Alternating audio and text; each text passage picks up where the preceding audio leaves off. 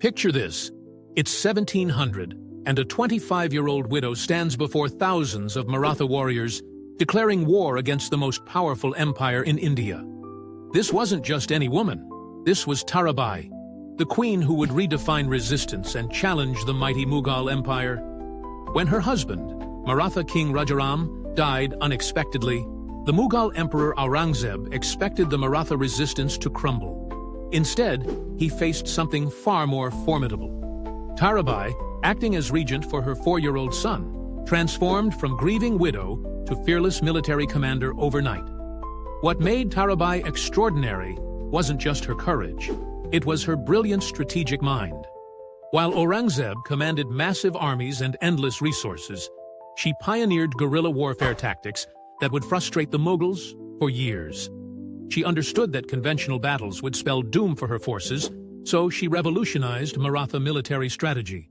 Tarabai's forces struck like lightning and vanished into the Western Ghats.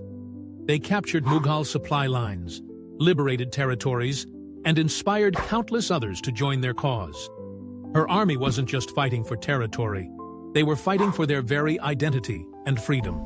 But Tarabai faced enemies on multiple fronts. Traditional court nobles questioned a woman's right to rule. Rival Maratha factions challenged her authority. The Mughals offered bribes and threats to break her resolve.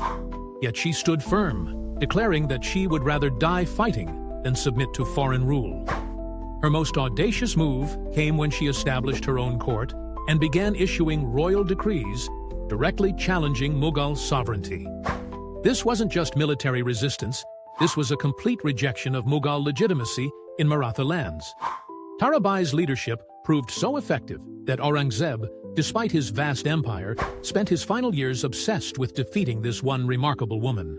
He died in 1707 without achieving his goal of crushing the Marathas, largely due to her relentless resistance. Her influence extended far beyond warfare.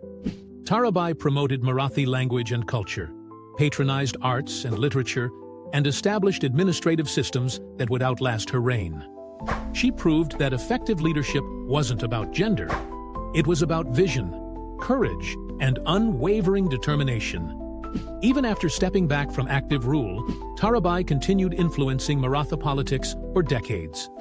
Her legacy lived on through the eventual Maratha dominance of much of India in the 18th century. Tarabai didn't just resist an empire, she preserved a civilization. Her story reminds us that sometimes the most powerful force against overwhelming odds isn't an army or treasury, but one person's unbreakable will to remain free.